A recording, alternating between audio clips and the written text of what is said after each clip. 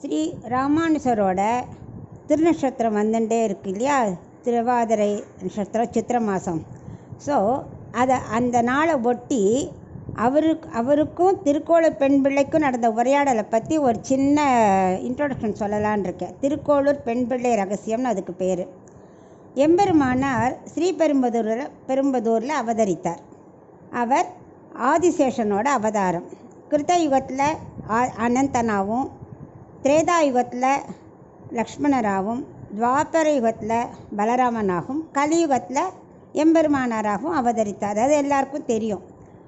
அவர் எல்லா திவ்ய தேசமும் போயிட்டு நவ திருப்பதியும் பிடிச்சிட்டோ, ஆழ்வார் திருநகரியை சேவிச்சுட்டோ திருக்கோளூருக்கு வரார். அங்கே பெருமாள் வைத்தமாநிதி பெருமாள். அங்கே தான் மதுரகவி ஆழ்வார் அவதரித்தார்.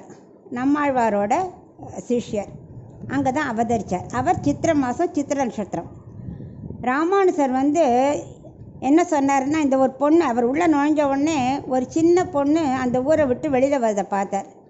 அவர் உடனே பெண் பிள்ளை எங்கே போகிற, எல்லாருக்கும் புகும்பூர் உனக்கு போகும் ஊராயிற்றோ அப்படிங்கிறார். ஏன் இந்த இடத்த விட்டு போகிற அப்படிங்கிறார்.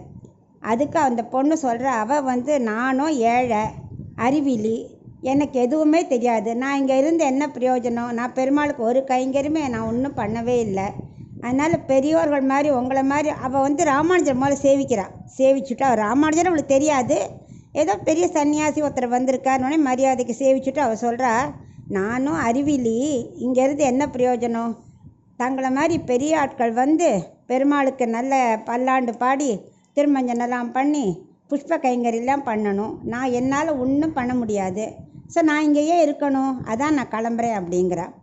நானும் முசப்புழுக்க மேட்டில் கிடந்தா என்ன காட்டில் கிடந்தா என்ன அப்படின்னு அவள் ரொம்ப அழுத்துக்கிறாள். என்னை பற்றி யாரும் இங்கே கவலைப்பட மாட்டா, நான் எங்கே இருந்தால் என்ன, ஒரு பிரயோஜனமும் இல்லை அப்படிங்கிறா.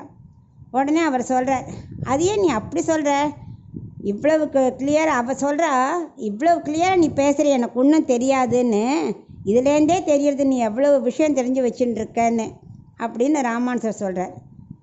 இல்லை நான் எதுலேயுமே சேர்த்தி இல்லை, நான் என்ன வீதுரன், அக்ரூரர், பிரகலாதன் மாதிரி 81 பேரை அவளை மாதிரி நான் ஏதாவது நல்ல கைங்கரியம் பண்ணியிருக்கேன்னா அப்படிங்கிறார்.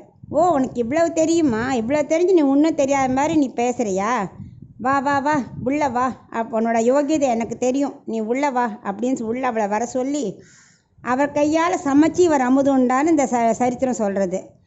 ஆக்சுவலாக ராமானுஜர் யார் சமைச்சு சாப்பிட மாட்டார், அதுவும் பெண் பிள்ளைலாம் சமைச்சா சாப்பிட மாட்டார்.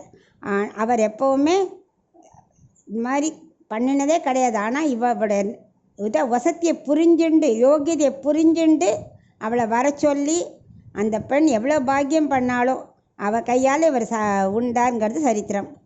இப்போ இவ சொன்ன பெண் பிள்ளை ரகசியத்தை பற்றி ஒன்றொன்னா நான் சொல்ல ஆரம்பிக்கிறேன்.